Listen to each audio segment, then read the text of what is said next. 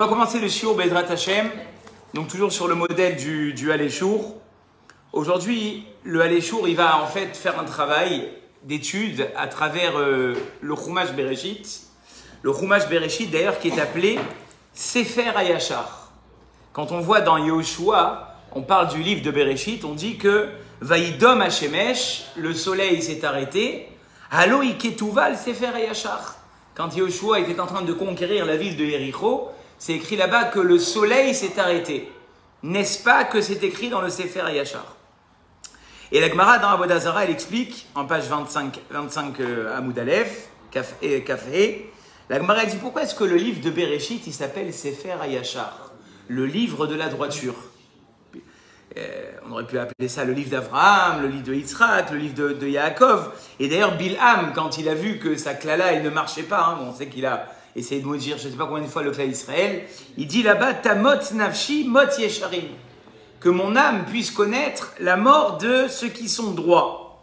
Donc apparemment, de façon répétitive, on voit que le Sefer Bereshit, il s'appelle Sefer HaYashar. Pourquoi? La seule chose qu'on va mettre en avant, et à travers plusieurs personnages de la Torah, c'est justement la Yashrut. Comment ces personnages qui finalement découvrent la Torah, il y a une grande souya à savoir est-ce que les Avot Akdoshim, ils ont fait la Torah ou pas? C'est une grande question qu'on voit. C'est écrit qu'Avraham Avinu, il a dit à Sarah, Louchi ve'asi ugot matzot. Là-bas, Rashi, il dit que c'était Pessah, c'était pendant Pessah. À plusieurs autres endroits, à un moment, Yehuda, il se marie avec Tamar, et le Tosot Yom Tov, il dit, mais je comprends pas, les Avot Akdoshim, ils ont toujours fait la Torah. Alors, est-ce qu'ils ont fait la Torah ou ils n'ont pas fait la Torah? La réponse connue, c'est qu'en fait, ils ont fait la Torah Beneviout, par prophétie. Ils avaient le sentiment qu'ils devaient faire. Ils ne savaient pas pourquoi ils faisaient, mais ils avaient une prophétie de faire. En dehors du fait que la yeshiva de Shem et Ever existait. Puisqu'on l'a vu la semaine dernière, Yaakov, il a étudié 14 ans dans la yeshiva de Shem et Ever. Qu'est-ce qu'ils ont étudié là-bas d'après vous? Les 7 mitzvot noachik. Il y a 7 mitzvot qui ont été données. Tu ne tueras pas, tu ne voleras pas, tu ne feras pas d'adultère, tu ne feras pas d'idolâtrie. Ça a été donné. Les 7 premières mitzvot. Donc ils avaient de quoi étudier. Et il y avait d'autres mitzvot qu'ils ont fait aussi en étudiant. Alors, on va commencer par Adam Arishon, puisque c'est le premier personnage de la Torah. Et à propos d'Adam Arishon, Shlomo HaMelech, il écrit dans Kohelet, Ha'elokim asa et Adam yashar, ve'em bikshu cheshbonot rabim. Shlomo HaMelech, il a témoigné d'Akadosh Baruch Hu, il a dit en fait, l'humain, il a été créé de façon droite. Et ce n'est que finalement les comptes que l'homme a demandé qui ont fait qu'il a bifurqué. Il faut expliquer ce que ça veut dire. Le Midrash, il nous donne une piste et il nous dit, regardez, alors c'est pas une incrimination contre les femmes, ne me prenez pas ça mal, mais c'est dans l'ordre de la création. Adam Arishon, il était seul. Il y avait des problèmes? Il n'y avait aucun problème.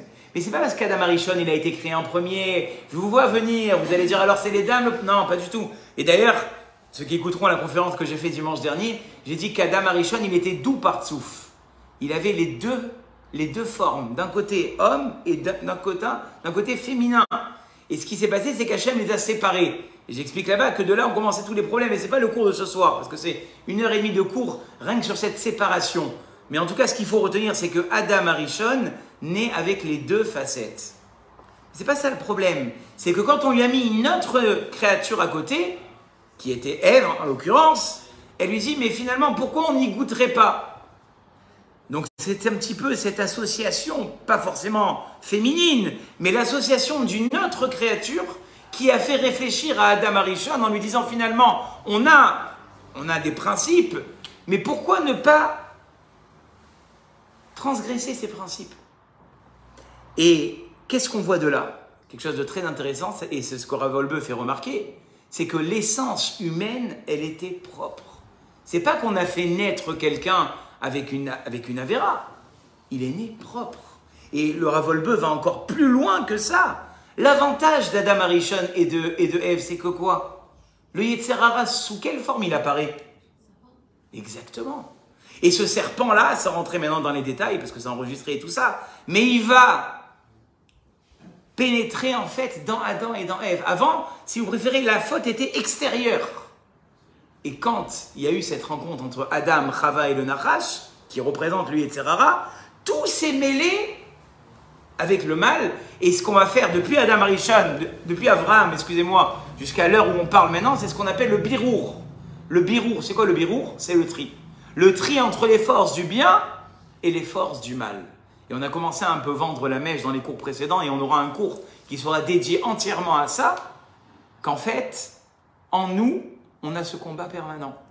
À chaque instant de ma vie, je vais devoir combattre comment vous dire ça, le mal qui est en moi et surtout la force de rébellion qui est ancrée en moi. Ce qui n'existait pas au temps d'Adam Arishon. Mais ce qu'on remarque, et c'est là où c'est intéressant, l'essence de l'homme, la nature, elle était indépendante du mal. Et c'est quelque part, et d'ailleurs on va lire à travers le Rambam, Maïmonide il dit je vais vous le lire de suite, à propos de Adam Arishon, excusez-moi, qu'en fait, l'essence d'Adam Arishon, elle était propre. Et c'est là où on va arriver en fait à nous-mêmes. Je vous lis ça dans le Ravolbeu intégralement, dans les mots.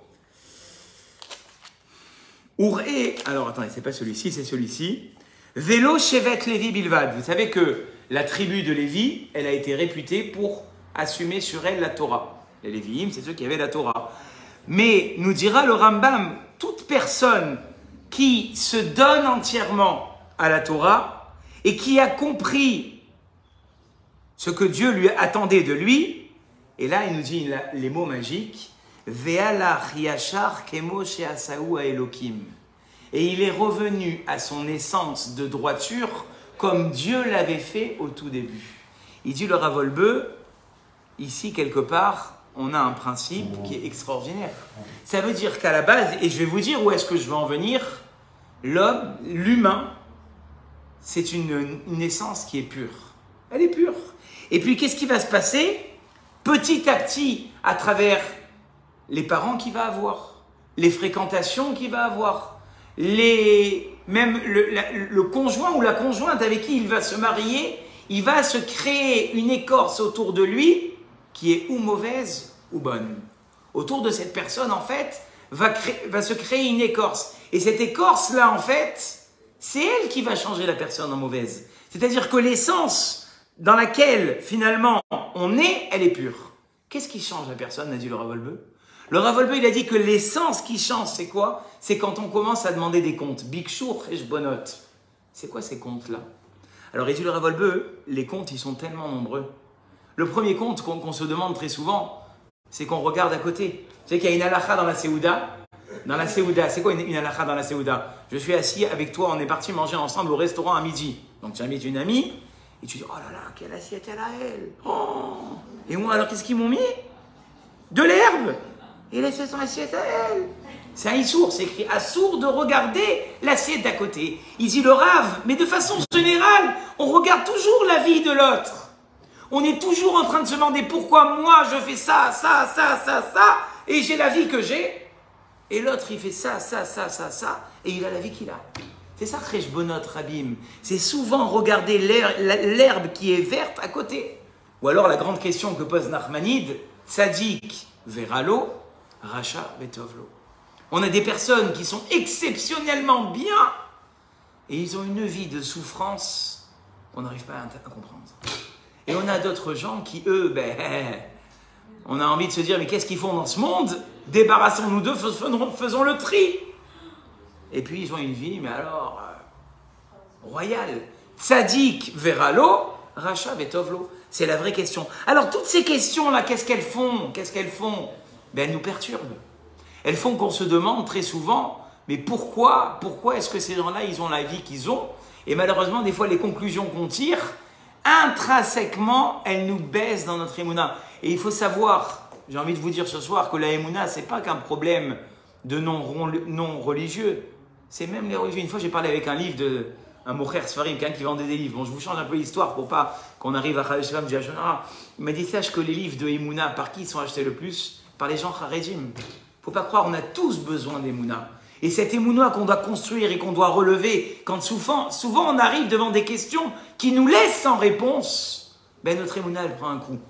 Il faut dire ce qui est. Et donc, pour revenir à l'essence, C'est quelque chose d'extraordinaire. On ne se rend pas compte ce que le Rav Wolbe nous dit ça. Adam Arishon, Chava, ces créatures qui sont nées, elles sont nées pures.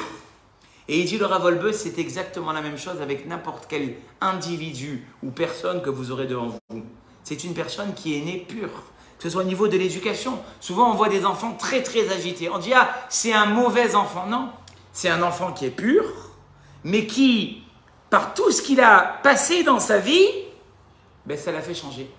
Ça l'a fait changer. Et moi, des fois, j'extrapole ça. Vous allez me dire, attendez, là, je comprends, vous allez un petit peu vite. Non, même les voyous, les criminels, quand on lit des histoires, parce que les histoires, les faits sont là, on commence à lire leur enfance, on dit, ah, mais il n'y a pas de question à se poser. C'est une neshama pure, mais qui finalement a été englobée peut-être dans une éducation mauvaise, par des fréquentations mauvaises. Et c'est ça qui a fait que l'essence de cette personne, malheureusement, elle a changé. Sauf qu'on a un problème. L'essence, elle a beau avoir bon dos, mais qu'est-ce qu'on fait du tachlit? Qu'est-ce qu'on fait du but pour lequel on est venu ici? Dit le Rav, c'est vrai qu'on a une essence qui a peut-être été faussée par tout ce qu'on vient de citer, mais d'un autre côté, on ne peut pas dire qu'on est venu dans ce monde-là pour rien. Vous savez que chaque neshama qui descend dans ce monde, elle a un tachlit. On en a parlé plusieurs fois, je vous ai cité ce Harizal. Ce Harizal, il nous a dit, chaque personne qu'elle prenne sa vie et qu'elle se demande où est-ce qu'elle a du mal, la chose qu'elle a la plus de mal. Maintenant, vous, dans votre tête, là, vous vous dites, avec quoi j'ai le plus de mal aujourd'hui? Avec ma émouna, avec ma pudeur, avec, je ne sais pas, chacun, avec la tfila, avec l'éducation, avec quoi j'ai le plus de mal? La chose par laquelle j'ai le plus de mal, ce n'est pas un défaut, c'est le but dans ma vie. Ce n'est pas un défaut. C'est la raison pour laquelle Akadosh Baruch Hu, il m'a fait descendre dans ce monde. Et regardez bien, la Mishnah dans Sanhedrin dit les fichar. C'est pour cela, à Adam Nivra Yechidi. Pourquoi on n'est pas né par l'eau? Vous savez, comme quand on achète des gels douche, il y en a 3 ou 4. Pourquoi on n'est pas né par 4? 4 Jonathan, 4 David, 4 Esther, 4 Myriam. Par 4, par 5, par 6. Non, non, non. Tu es né, toi, ta vie, ta famille, ton conjoint, tes enfants. Pourquoi? La Mishnah nous dit, les lames d'Echa, c'est pour t'apprendre. Chez Kol Ameabed Nefesh Achat Me Israël. La responsabilité que ça nous donnerait qu'en tant que professeur déjà, et j'ai envie de dire même en tant que parent, si tu perds un enfant, parce que tu lui as mal parlé, parce que tu t'en es mal occupé, tu n'as pas perdu que cet enfant-là, tu as perdu toute la génération qui allait venir derrière. Vous savez, j'ai deux preuves à ça. La première preuve, c'est un pasouk. On m'a dit qu'il faut qu'on élève le niveau. Moi, avec plaisir, je vais vous sortir plein de marottes, plein de Khumashim. C'est écrit dans la Gemara, dans Mishpatim, dans Parashat Mishpatim. Dans Parashat Mishpatim, c'est écrit quand ils vont se disputer 2 hommes entre eux. D'accord? Ils vont se disputer. Venakfou Ishahara, ils vont frapper. Juste, écoutez, cette preuve, elle est extraordinaire. Il y a 2. Ah, vous inquiétez pas, c'était juste. Alors, c'est pas vous. Les hommes, ils se sont battus entre eux. Ils se sont battus entre eux. Son mari vous a vu en cours, il a revu au cours. Alors Il a adoré. Jonathan Chokron. Mais vous inquiétez pas, on me voit qu'à moi. Hein, et on voit le beau Echal. Je remercie Rabbi David Pinto, Mamash. Et tout là pour ce Echal magnifique. On n'a jamais eu un aussi beau fond d'écran. Mamash, rien que pour ça, quoi, la cabot. Alors, et là-bas, ils se sont disputés. Et ils ont frappé une femme enceinte. Et là-bas, le pasteur qui nous dit Veyatsu Yeladea. Et ils sont sortis ses enfants. Comment ils sont sortis ses enfants? Mais il n'y en a peut-être qu'un. Non, là-bas, on te dit, parce que ce n'est pas que ces enfants-là. C'est tous les enfants malheureusement, ils auraient pu naître de cet enfant qui est tombé. Donc c'est ça qui te dit ici, quand tu fais perdre une âme, tu t'es mal occupé d'un enfant, tu t'es mal comporté vis-à-vis d'une personne. Cette personne-là, tu as bousillé elle, mais tu as bousillé toute sa famille. Toute la chalchélette. Il y a une fois, peut-être que vous la connaissez, mais elle est tellement significative, cette histoire. Il y a une fois, un fiancé, il s'est fiancé. D'accord? Comme un fiancé, ça se fiance. Bon, il s'est fiancé. Il dit, ouais, j'aimerais remercier aujourd'hui mes parents, mes trucs, mes machins. Et puis à moi, il dit, j'aimerais remercier mon prof de CP. Il n'a pas compris. Il dit, tout va bien, peut-être le stress, tes fiançailles. Non, je remercie mon prof de CP. Il dit, je vais vous dire pourquoi. Il est d'ailleurs dans cette salle. Il dit, une fois, qu'est-ce qui s'est passé? On était tous en classe. Maintenant, mes parents, moi, ils n'avaient pas trop les moyens. Ok? Et quand est passé Hanouka, on y arrive bientôt, il y a un garçon, il est revenu, vous la connaissez? Il est revenu avec une montre.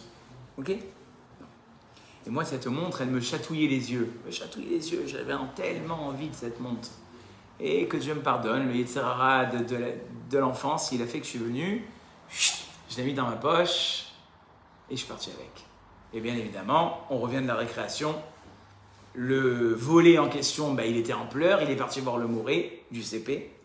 Et le moré du CP, qu'est-ce qu'il a fait? Il a dit maintenant, vous allez vous mettre tous en ligne, là maintenant. Tous.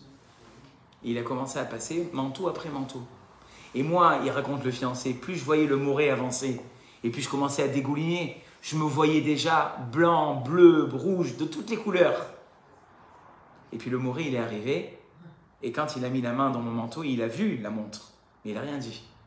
Et discrètement, il a fermé fort sa main comme ça, et puis il a continué, sans aucune réaction.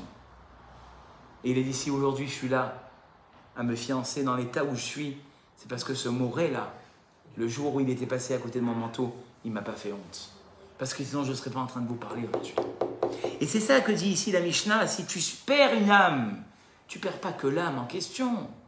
Combien, avec ma petite expérience aujourd'hui d'enseignant, combien d'enfants ils sont sortis du chemin parce qu'ils ont eu des professeurs ou je ne sais pas qui leur a dit qu'ils n'étaient pas capables et qu'ils n'étaient pas, et qu'ils les ont catégorisés et vice versa. Si tu fais attention à un enfant, tu n'as pas sauvé que lui. Tu sauves tout le monde en même temps. Tu sauves tout un monde. Donc qu'est-ce qu'elle nous dit cette Mishnah ici? Elle nous dit que finalement, on est en train de naître avec un but précis. Et ce but précis-là, il va falloir que je le développe. Tellement il est important ce but précis que c'est écrit que si moi, j'ai appris à un enfant à étudier la Torah, j'ai relevé cet enfant-là, c'est comme si je l'avais enfanté. D'ailleurs, il y a une Mishnah, moi une fois je dis cette Mishnah, les gens qui étaient dans la salle, il y en a un, il s'est levé, il est parti. Je dis, si en captivité, on a le père et on a le rave, mais qu'on a de l'argent pour sauver qu'un seul des deux, qui on sauve? Le rave. Il y en a un, il s'est levé, il est parti. Comment vous pouvez dire ça? Et la Mishnah, elle a donné une raison. Elle dit, parce que le père, c'est vrai, lui, il t'a donné à manger pour ce monde-là. Mais le rave, non seulement il t'a formé pour que tu sois celui que tu es dans ce monde-là, mais que tu sois quelqu'un dans le monde futur.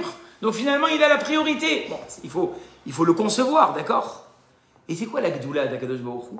Akadosh Baruch Hu, la Mishnah, elle termine en disant, et je vais te dire la Gdoula d'Akadosh Baruch Hu, c'est que quand quelqu'un, il fait des pièces dans ce monde-là, d'accord, il fait des pièces. La Banque de France, 1 euro, 1 euro. Tu regardes les pièces, qu'est-ce que tu te dis?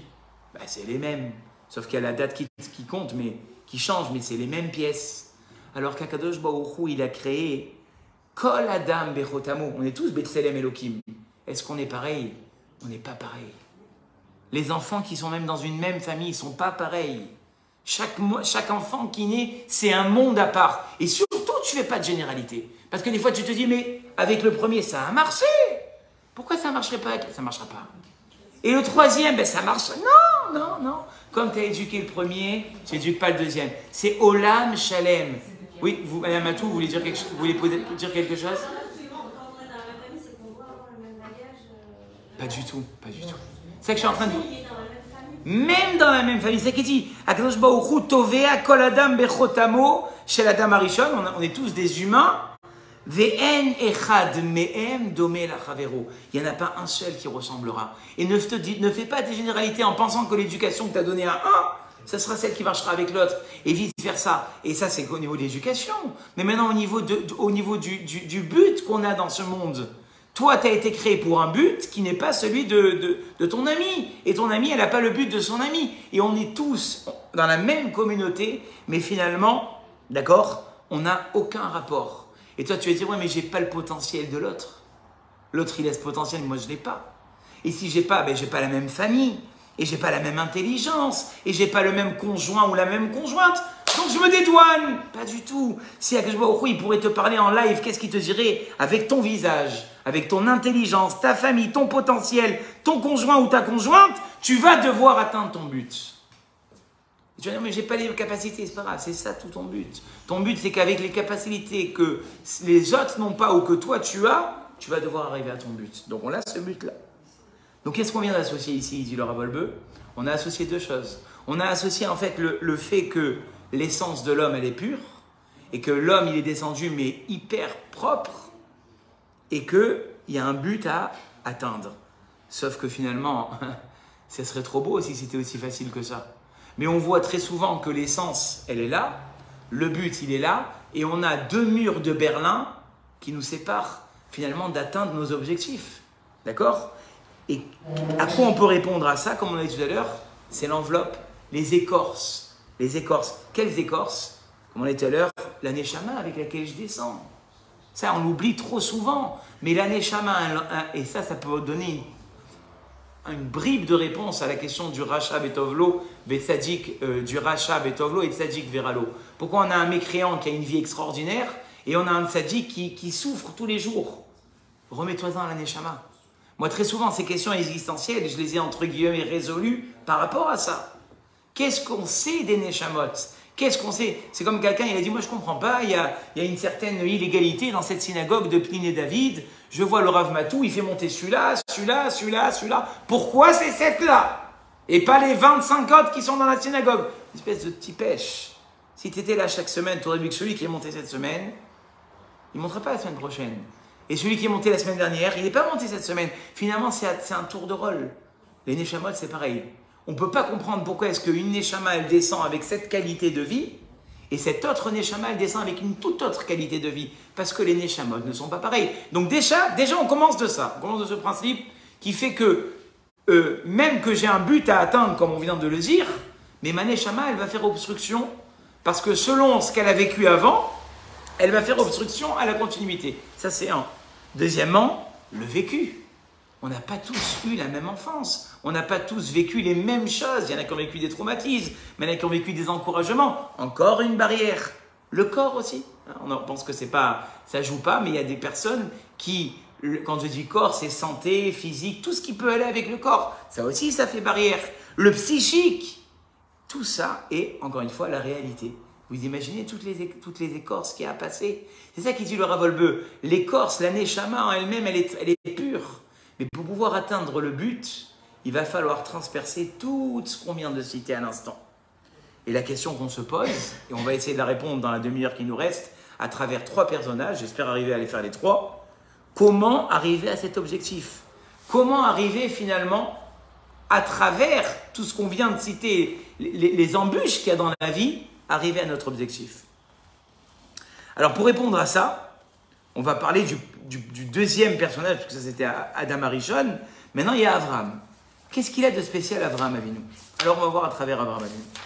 Avraham Avinu, c'est écrit ici Ma shenitradesh lekadosh elion harambam. Chez Avraham Avinu alava shalom, donc Avraham Avinu il est dans cette recherche là.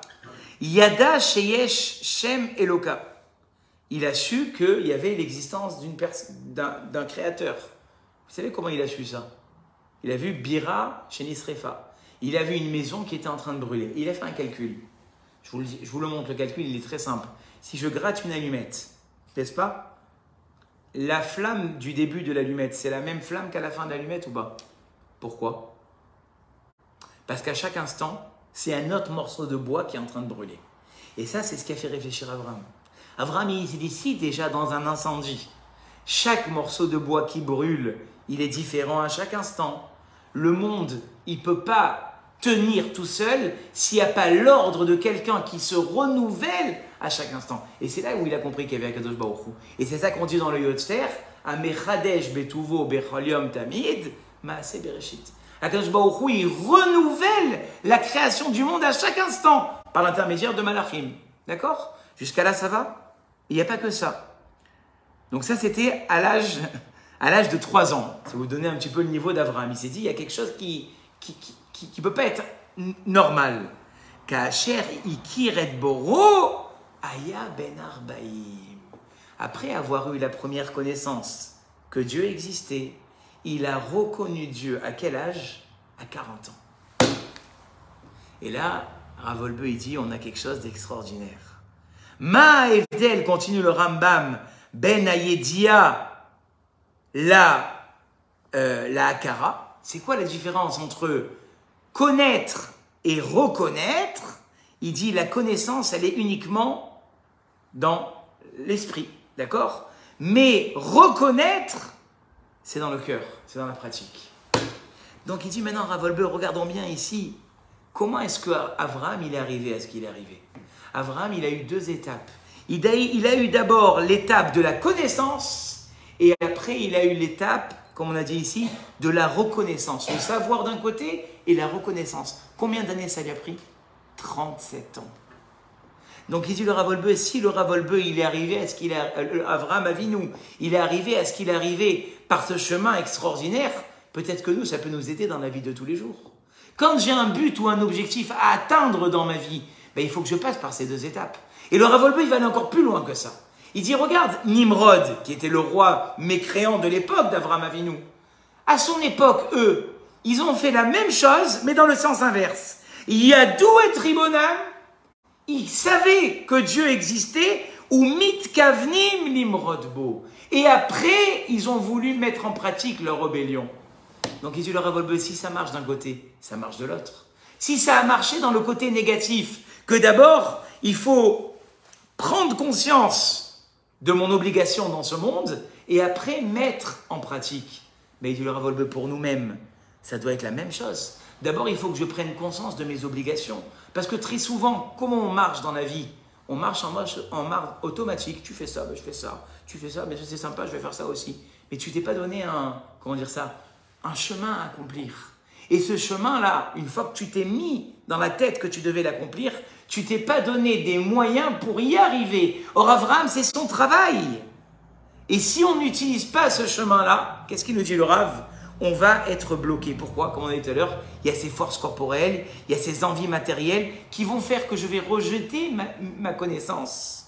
D'accord? Et que j'ai beau avoir des connaissances, mais si je ne les ai pas mis en pratique, elles resteront en théorie. Qui nous a dit ça? Les Chachamim.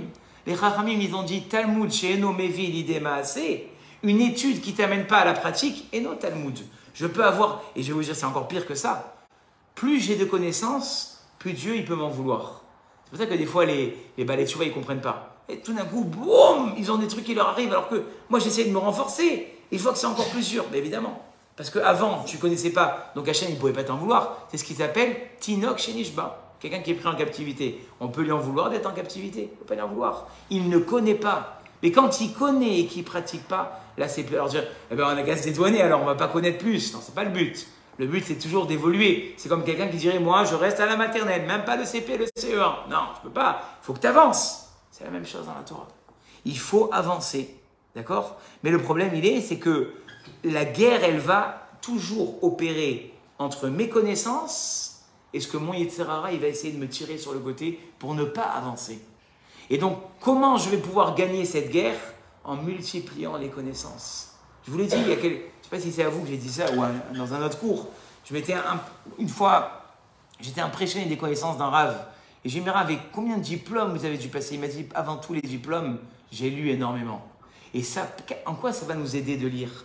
Ben, quand on lit, quelque part, ma ta'ava, mon envie ou mon envie du lâcher prise, de ne pas avancer, mes connaissances, elles vont prendre le dessus. C'est pour ça qu'il y a des fois des gens, ils ont peur de venir à des shiurim.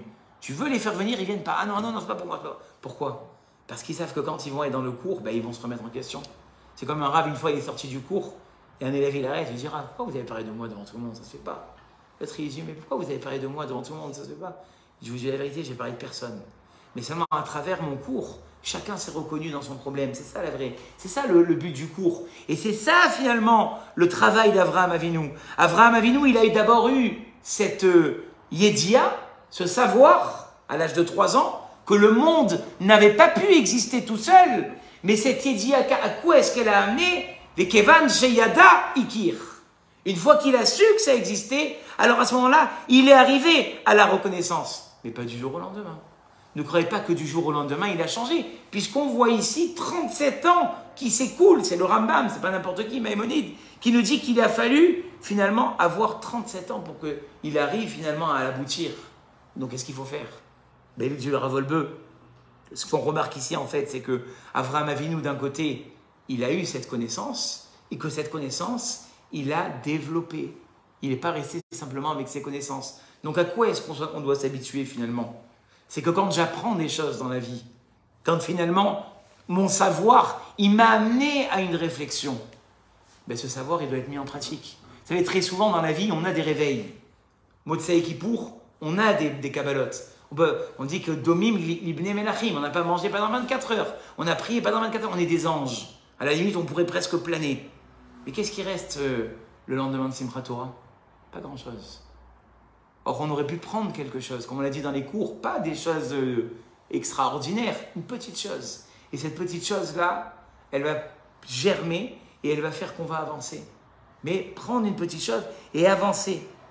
Et comme j'ai dit tout à l'heure, Avraham Avinu, alors c'est pas ramené ici dans le Rambam, mais c'est connu que qu'est-ce qu'il a amené à la réflexion au tout début? Vous vous rappelez la première chose qu'il a ramené au début?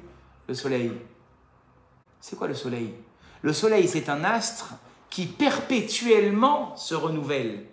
À la fin de la vie de Moshe Rabbeinu, que dit Hachem? Qui je prends à témoin? Je ne sais plus si Azinu Hashamaim Be'adabera, Betchumaret, Imripi. Qui est-ce qui prend Hachem comme témoin? Shamaim Ve'aretz. Il prend en témoin le ciel et la terre. Pourquoi le ciel et la terre? Parce qu'on n'a jamais vu encore le soleil un matin lever les bras et dire CGT, je suis en grève. Non, il se lève, il brille, il se couche perpétuellement. Avraham Avinu, c'est ça qu'il a fait du Moussar aussi. C'est que si on a un astre qui perpétuellement se renouvelle, et c'est finalement le secret entre guillemets de sa réussite puisqu'il brille, ça peut être finalement le secret de la réussite de tous nos changements. Si perpétuellement je vais renouveler ce savoir, et que perpétuellement je vais le mettre en pratique, le changement il va s'opérer. Et ça c'est Avraham Avinu. Maintenant, le deuxième personnage, eh bien, c'est Moshe Rabbeinu. Et la Gemara dans Choulin, elle se pose une question, et elle dit, regardez, qu'est-ce qui a différencié Avraham de Moshe Rabbeinu, puisqu'on vient de parler d'Avraham Avinu? Avraham Avinu, quand il s'adresse par rapport à Akadosh Baruch Hu, il dit le terme suivant. Ve'anochi afar va'efer. Je ne suis que terre et poussière devant Dieu. Alors que Moshe Rabbeinu, lui, que va-t-il dire? Ve'anachnu ma kitalinu alenu. Quand ils sont venus se plaindre chez lui de ne pas avoir à manger, Moshe Rabbeinu leur répond, mais nous, qui sommes-nous? Nous ne sommes rien. Il dit, Ravolbe, vous ne vous rendez pas compte, mais c'est ce qui a peut-être fait la différence entre Avraham Avinu et Moshe Rabbeinu. C'est quoi cette différence? Il dit le Rav, Avraham Avinu, il a beau être le serviteur d'Hachem, d'accord? Mais on ne le caractérise pas comme le serviteur d'Hachem. À propos de qui s'est dit qu'il était le serviteur d'Hachem? Moshe Rabbeinu. Moshe Rabbeinu, il est Eved Hachem, le serviteur d'Hachem. Avraham Avinu, lui, qu'est-ce qu'il est? C'est écrit qu'il est...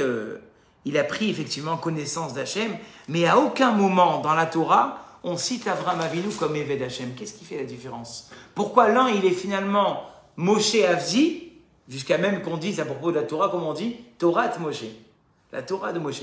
Donc il est intimement et étroitement lié à Hachem, alors qu'Avraham Avinu, c'est vrai, il est celui qui a reconnu Hachem et tout ça, mais on ne le nomme pas comme Moshe Rabbeinu. C'est ce qu'il dit le Rav Wolbe, c'est comment est-ce qu'ils se sont caractérisés.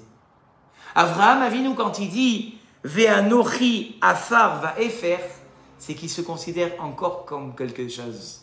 Et s'il se considère encore comme quelque chose, il y a encore une barrière entre lui et Hachem.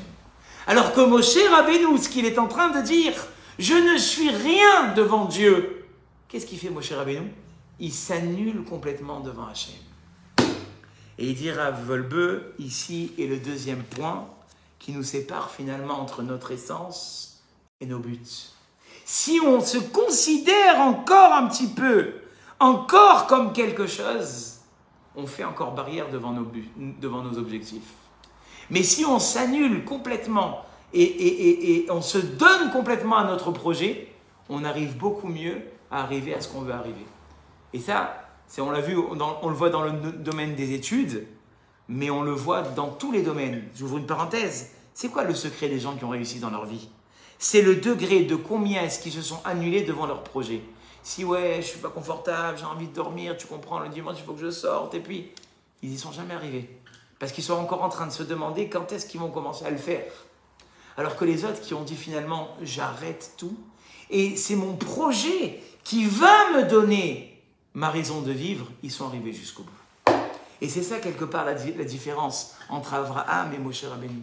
Avraham, le fait qu'il se considère encore un peu comme quelque chose, eh bien, Ça l'a fait arriver, certes, à un niveau exceptionnel, mais pas à celui de Moshe Rabbeinu. Moshe Rabbeinu, lui, j'ai envie de vous dire, il était complètement effacé. D'ailleurs, c'est écrit, on le dit d'ailleurs dans le Yigdal Elohim Bral, Lokam ke Moshe Od, Navi ou Mabitel, c'est écrit qu'il ne s'est pas levé encore un autre comme Moshe. Pourquoi? Ve'aish Moshe Anav, Mikol Adam Asher al Pene Adama. C'était quoi sa qualité, Moshe? L'humilité. C'est quoi l'humilité? C'est dire finalement, je ne suis rien devant les autres. C'est ça qui l'a fait réussir. Quand on est encore un petit peu en train d'affirmer notre confort, d'affirmer notre zone de confort, on n'arrivera jamais à l'objectif. Mais quand on enlève, alors attention, celui qui va enlever sa zone de confort complètement, il va contre un mur. Mais un petit peu. Chaque jour, s'enlever un petit peu de sa zone de confort. De se dire, je suis arrivé à ça, je vais encore aller encore un peu plus haut. Je suis arrivé à être Shomeret Shabbat, à être Shomeret Tarat Mishpacha. Maintenant, là où je dois travailler, c'est dans Maïmouna. Peut-être que Maïmouna, il faut que je la monte un petit peu plus. Je suis arrivé à Maïmouna, peut-être qu'au niveau du casse, au niveau de ma colère, il faut que je travaille sur ça aussi. Être finalement l'éternel insatisfaite. Ceux qui réussissent, c'est qu'ils ne seront jamais satisfaits. Parce que si je suis satisfait, c'est-à-dire que je me suis mis en avant. Si je suis insatisfait, ça veut dire que je pense que je peux faire mieux, donc j'irai encore plus loin. C'est ce que je répète ça à mes élèves, et je pense que c'est la valeur qu'il faut donner à ses enfants. Parce que des fois, nos enfants, qu'est-ce qu'on dit? Bon, mon chéri, tu as eu ça, c'est très bien. Après, on récupère l'enfant en classe, ben, comme on lui a dit que c'était très bien, il n'ira pas plus loin. Alors attention, on n'a pas dû aussi de l'écraser dans ses ambitions, mais de lui dire finalement, mon chéri, tu peux toujours mieux. C'est extraordinaire ce que ça fait. Lui faire une fête de ce qu'il a fait. Mais de lui donner toujours le goût de faire encore plus, de ne pas s'arrêter là où il en est et d'aller encore plus. Et vous avez ce niveau où finalement où Moshe Rabbeinu il est arrivé, c'est un niveau suprême. De pouvoir s'effacer, c'est vraiment le niveau extrême. Où finalement mes objectifs, ben, ils ne me laissent plus mon existence et ma personnalité, elle ne fait plus barrage. Comme on l'a dit tout à l'heure, c'est des écorces qui se mettent autour de la Neshama. C'est l'effacement complet. Et ça a répondu à quoi, il dit le Rav? Ben, le Rav dit ça a répondu à souvent les questions que les goïms se posent. Comment un homme, il peut parler à son créateur? Franchement, parler à son créateur, ça n'existe pas. La deuxième question qu'on se pose, comment un homme, il peut changer la nature? Quoi, il a ouvert la mer? C'est incroyable, c'est pas possible. On est des humains, on ne peut pas intervenir dans la nature. La troisième question que se pose, comment un homme pourrait annuler son Yetzer Hara? C'est pour ça que certains pensent qu'il ne faut pas se marier. Nous, la Torah dit au contraire. Marie-toi et vis dans la Kedusha. Ça paraît antinomique. Non, pas du tout. Tu peux vivre, tu peux avoir une vie de famille, tu peux avoir même des plaisirs. Là, tu as écrit que En Simcha Bebassar et la Beyaïn. Yom Tov, par quoi elle passe la Simcha de Bassar Beyaïn? La Simcha de Yom Tov, en mangeant de la viande, en buvant du vin, et une petite aide pour vous. Et est-ce que les maris pensent à leurs femmes de leur acheter des beaux bijoux? C'est écrit comme ça. Et donc, on passe par le matériel. C'est écrit chacun avec sa joie. Mais prenez l'enregistrement, n'hésitez pas. C'est ça la simcha. Ça veut dire que finalement, je vais rendre le matériel. Donc le matériel, il existe. C'est ça la beauté de la Torah. C'est que par le matériel, je peux arriver au spirituel. Mais la question qu'on s'est posée, elles existent. Comment un homme, il peut parler à son créateur? Comment un homme, il peut changer la nature? Comment un homme, il a le pouvoir d'annuler ces tentations, comme on a dit tout à l'heure, qui sont en lui, cette rébellion qui est en lui, comment elle disparaît? On le dit à Yom Kippour, qui anime Esh, Veu Basar Adam. Le Yetzer Hara, c'est du feu. C'est du feu. Les tentations qu'une personne elle a quotidiennement. Et comme j'ai dit la semaine dernière, ne croyez pas que c'est que chez nous, c'est tout le monde. Le Stapler, il a témoigné, je l'ai vu écrit, noir sur blanc. Chaque matin, il n'avait pas envie d'étudier. Le Yetzer Hara, on l'a tous. Tous, ça n'existe pas quelqu'un qui a pas de Yetzer Hara. Seulement, comment tu le gères? Est-ce que tu laisses tout tomber ou tu lui dis, je vais t'avoir, mais sans que tu t'en rendes compte?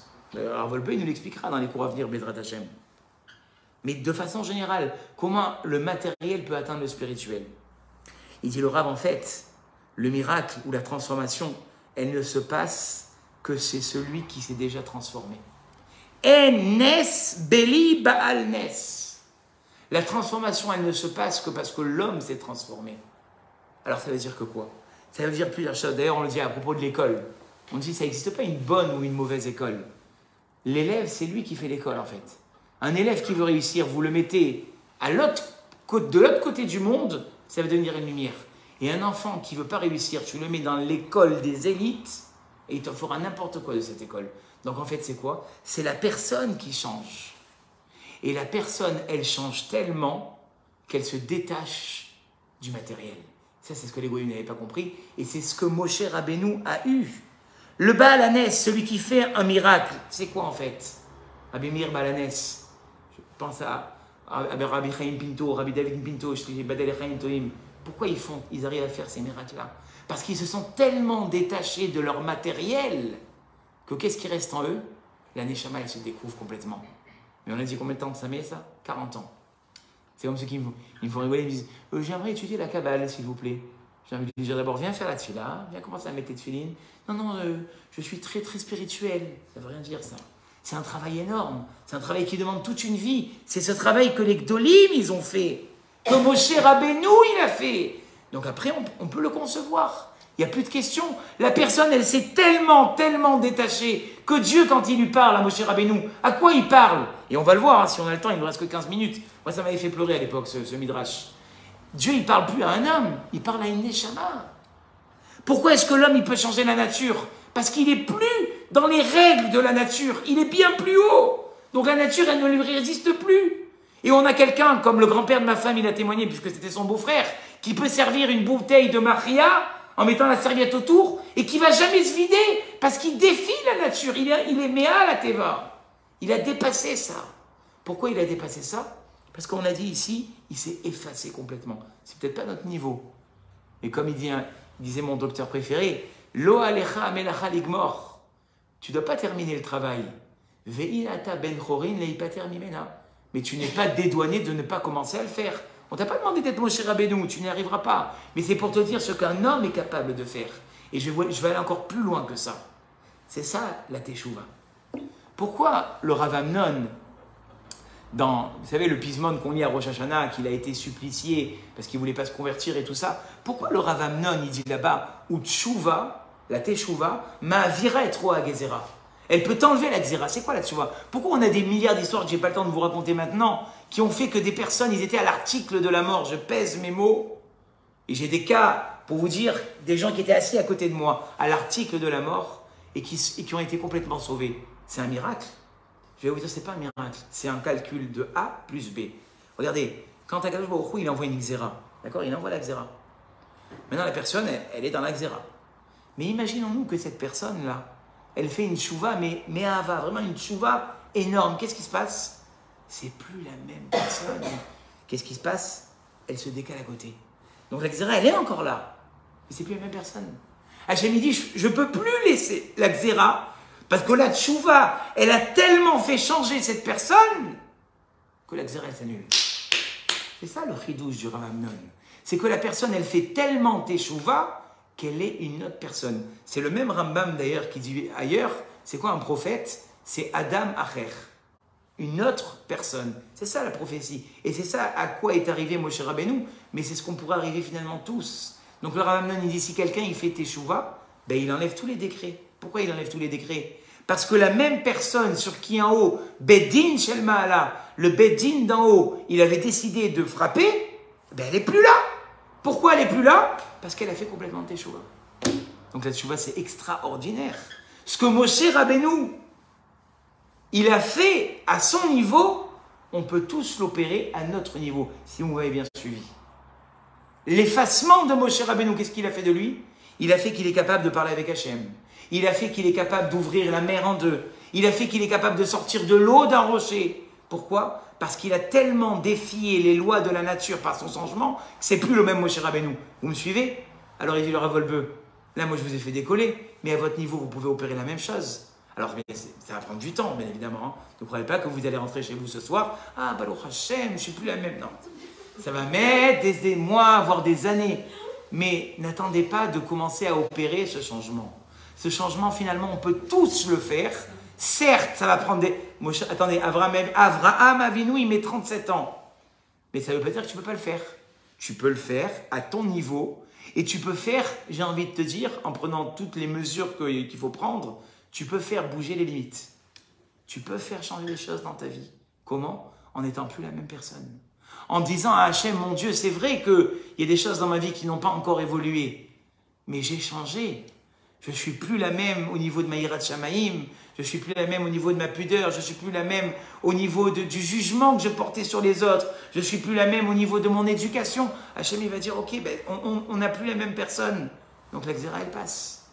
Donc le but que je devais atteindre, je vais l'atteindre, parce que j'ai changé. J'ai été ce Moshe Rabbeinu qui finalement, intrinsèquement, n'est plus le même. Il s'est effacé, c'est pour ça qu'il dit « Ve'anachnu ma » nous qui sommes nous, donc qui peut. Alors, je vais juste vous lire, pour voir le degré de Moshe Rabbeinu. Au moment où la Neshama de Moshe Rabbeinu, elle doit le quitter. Et c'est là qu'il nous montre finalement l'effacement total de Moshe Rabbeinu par rapport à son matériel. Sauf Rega, Yatzta Balkol, Ve'amra Igia, sauf Mitatra.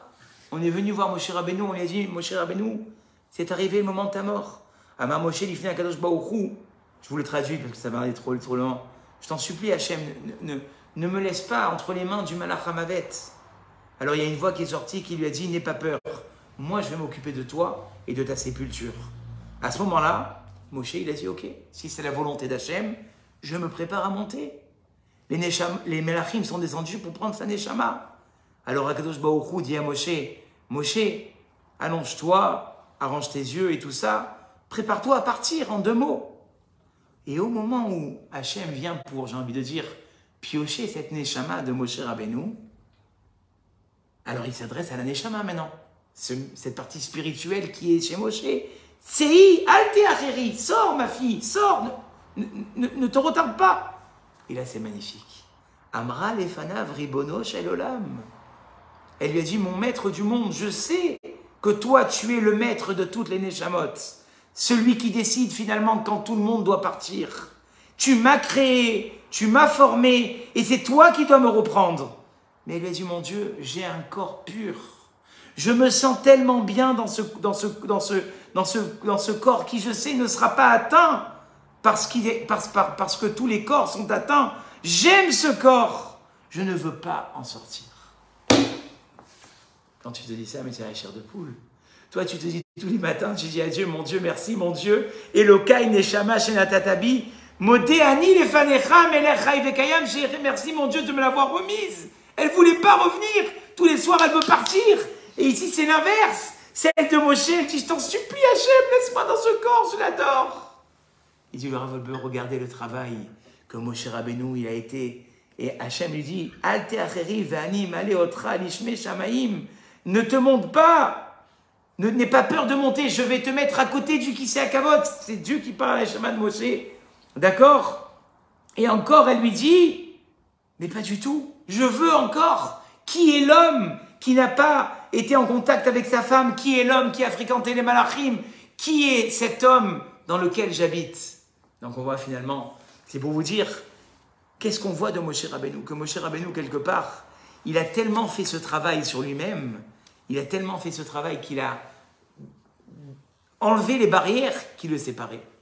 Et donc si on résumerait un petit peu tout ce qu'on a dit jusqu'à maintenant, on se rend compte en fait que, comme on a dit tout à l'heure, l'homme il descend avec une Neshama Théora. Tous, sans exception. Seulement, comme on a dit tout à l'heure, la Neshama d'où elle vient, déjà c'est déjà un niveau dans lequel nous on nous met dans ce monde-là et qu'on aura à passer certaines choses, je vous rassure, pour lesquelles des fois ce sera très agréable et pour lesquelles des fois ce sera difficile parce qu'on est dans un tikkun. Et ça je le dis toujours à mes élèves, la meilleure preuve qu'on est dans un tikkun, c'est qu'on a toujours ce sentiment du déjà vécu. Alpi à Kabbalah, c'est ramené que quand on a un sentiment du déjà vécu, c'est la Neshama qui est en nous, qui s'exprime et qui dit tiens, j'ai déjà vécu ça dans un autre Gilgul. On sait, rien comme ça, on sait qu'on est dans un sentiment du déjà vécu. Donc déjà, on doit traverser ça. Puis après, on doit traverser l'éducation que nos parents, sans savoir, ils nous ont donné et ils nous ont formaté dans des, dans des lignes bien précises. Et des fois, pour les dépasser, c'est difficile. Ou ça nous a encouragés. Et puis après, comme on a dit, on a le vécu, les fréquentations. Tout ça, ça nous éloigne. Ça nous éloigne. Donc, qu'est-ce que nous, on doit faire, et dit le Rav Wolbe? On doit prendre avec nous les 2 exemples qu'on a cités. Avraham Avinu, qui d'abord, s'arme, S''ARME, il s'est armé de connaissances.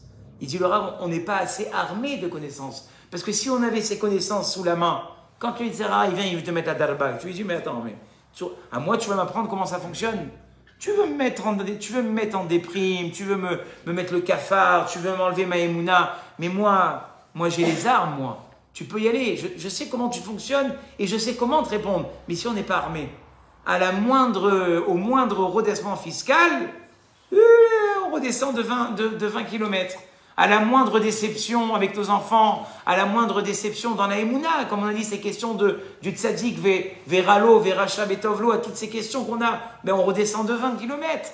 Si on s'est armé par la Yedia, si on s'est armé de connaissances, on sera le combattre beaucoup plus facilement. Et une fois qu'on s'est armé de connaissances, comme on l'a dit tout à l'heure, apprendre à mettre en pratique, pas beaucoup, mais avec régularité. On a dit, ce soleil qui se couche et qui se lève, qu'est-ce qu'il nous a appris? Que la régularité, c'est plus fort que tout. Et cette régularité, finalement, elle va m'amener à adopter une certaine façon d'être qui, avec le temps, vont faire que je vais peut-être arriver au niveau de Moshe Rabbeinu, mais à mon niveau à moi. C'était quoi, on a dit, la qualité de Moshe Rabbeinu? La qualité de Moshe Rabbeinu, c'est de s'être effacé devant le matériel. Et lui, à son niveau, ben, il était en contact direct avec Akadosh Baruch Hu. Et c'est ça le Rav. Le Rav, c'est quoi nos grands rabbanim? C'est quoi? C'est qu'ils ont fait tellement un travail sur le matériel qu'à la fin, c'est devenu des géants. Nous, à notre niveau, c'est pas ça qu'on nous demande. Nous, à notre niveau, c'est qu'on nous demande, c'est que la Torah, elle nous fasse évoluer. Vous savez, la Torah, on dit que la Torah, c'est pas fait pour être mis dans une armoire. La Torah, c'est fait pour être mis en pratique. Tu écoutes des cours de Emouna, de croyance en Hachem. Tu écoutes des cours sur la Tzniout, sur tout ce qui peut exister, mais ça reste dans l'armoire. Non, sors les livres, mets en pratique de façon équilibrée, de façon régulière, et là, le changement, il va opérer. Et à ce moment-là, j'ai envie de te dire, pas que dans la Torah, à tous les niveaux. Si j'ai été capable finalement de mettre en pratique, de ne pas laisser ça dans la théorie, mais comme on l'a dit tout à l'heure, que la Hakara, elle passe, la Yedia, excusez-moi, la connaissance, elle passe à la Hakara. Que la connaissance, elle passe à l'action, d'accord? Et cette action-là, eh bien, elle va faire que je vais changer. Et le Rav, il donne des exemples, il dit, Miout Rochma. Aujourd'hui, combien est-ce qu'on utilise notre Rochma? Vous savez qu'il y a des études qui sont sorties, je pense que vous les connaissez toutes, qui disent qu'aujourd'hui, notre intelligence, on l'utilise qu'à 3%. 3% du cerveau. C'est-à-dire qu'on pourrait l'utiliser, mais 100 fois plus. Et aujourd'hui, dans la génération dans laquelle on est dans la génération de la tablette.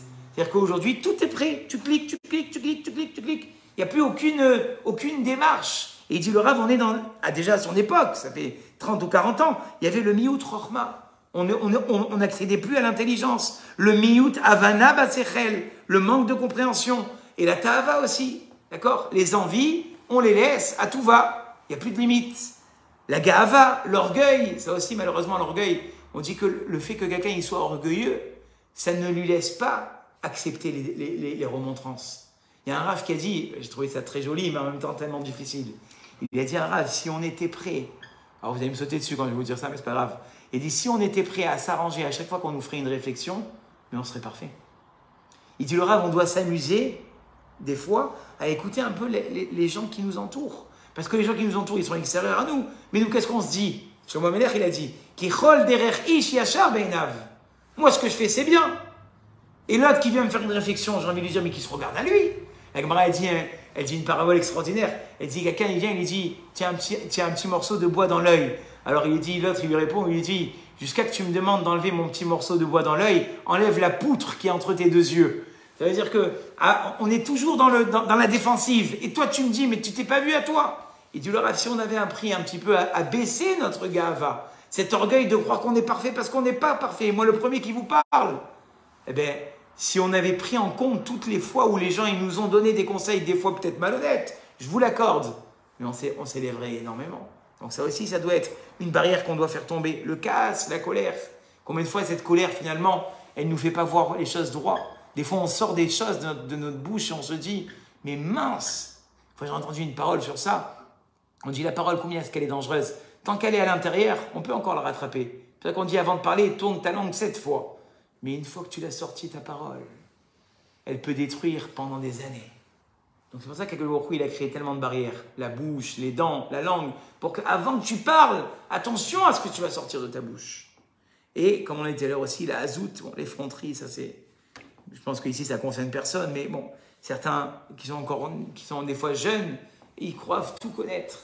Une fois un Rav, je me rappelle, ça m'avait marqué, quelqu'un est venu, il a dit, Rav, je vais vous poser une question, moi je suis certain que vous ne me répondrez pas. Il a dit, Rav, sors de suite dehors. C'est quoi cette approche? Si tu viens avec cette effronterie, mais tu peux accepter de personne, si tu te crois supérieur à la personne qui est devant toi, mais jamais tu acceptes, jamais tu pourras... Parce que c'est quoi la relation du Talmid au Rav? Pourquoi la Torah te dit assez les Rav? Je terminerai avec ça, mais c'est tellement important. Fais-toi un Rav. Parce que si tu ne te fais pas un Rav, lui il t'a dit, combien de fois j'ai eu ce rêve? Que Dieu me pardonne, mais combien de fois j'ai eu ce genre de questions? On te pose une question, ah non, mais vous me dites ça parce que moi, l'autre il m'a dit que c'était assourd. Mais tu n'as pas le droit de faire ça. Ça, il faut le savoir. Dans Ilchot Nida, c'est écrit. Si dans Ilchot Nida, tu as eu une question et ce Rav il a été mahmir, tu dis, ah, lui il est mahmir, que l'autre il va être plus gentil. Assourd. Si tu as un qui te dit assourd et un qui te dit moutard, il faut les réconcilier entre eux. Parce qu'on ne peut pas avoir 10 000 avis. On a un avis. Si des fois il est mahmir, le Rav, il a été difficile, c'est qu'il a des raisons d'être difficile. Ne cherche pas la koula. Et c'est quoi l'idée de Hassel et Harav? Fais-toi un Rav. Ce Rav-là, quelque part, il va faire en sorte que dans ta vie, tu aies un chemin. Et surtout, il va te mettre le point sur ce que tu dois t'arranger. Parce que si on n'a pas de Rav dans la vie, qu'est-ce qui se passe? C'est la démondade, à droite, à gauche. Et puis là, quand ça me plaît, Chabad, je vais faire Chabad, la Chassidout, la Ashkenaz, la Sfarad. Tu ne peux pas t'en sortir, tu ne peux pas t'en sortir. Même au niveau équilibre mental, avoir un qui te dit ça et un qui te dit ça, alors que si tu as un Rav, et surtout choisir un Rav qui nous correspond, parce que des fois on prend des Rabbanim, mais qui ne sont pas du tout sur le Shoresh Neshama, notre Shoresh Neshama. Il faut qu'on ait un Rav qui nous connaisse. Parce que des fois le Rav, qu'est-ce qu'il fait lui? Il tranche, et il a raison. Sauf que, comme il ne te connaît pas, il va te donner des réponses, ou alors, des fois, et donc il va te donner une réponse qui ne te convient pas. Et donc à ce moment-là, tu n'arrives pas à avancer. Alors que si c'est un Rav qui t'a suivi pendant des années, et dire, mais c'est un gourou. C'est pas un gourou du tout. Il va te donner le bon kivoun. Et avec la siyata d'Ishmaïa qu'il a, Akadosh Baruch Hu, il va faire en sorte qu'il va te donner les bonnes réponses. Ce Rav-là, il va t'aider. Et ce Rav-là, il va surtout te donner la possibilité de mettre ton doigt sur ce que tu dois arranger et ce que tu ne dois pas arranger. D'accord? Et Bezrat Hashem, que par ce mérite-là, donc de ces exemples qu'on a d'Adam, j'aurais voulu faire Mashiach, mais bon, c'est encore une demi-heure, je ne vais pas vous retenir. Mais déjà, ces 3 exemples d'Adam Arishon qui nous a montré qu'en fait, personne n'est mauvais. On est tous avec un bon potentiel, seulement il faut aller le chercher enfoui où il est. Comment on va aller le chercher? On a donné 2 exemples, Avraham et Moshe Rabbeinu. Avraham qui finalement s'arme de connaissances, puis après 37 ans, il les met en pratique. Et Moshe Rabbeinu qui devant tous ses projets s'annule complètement. Et plus on s'annule, plus on est différent. Plus on est différent, plus on atteindra notre but. C'est ce que je vous souhaite, Bezrat Hashem. Voilà. Avec grand plaisir.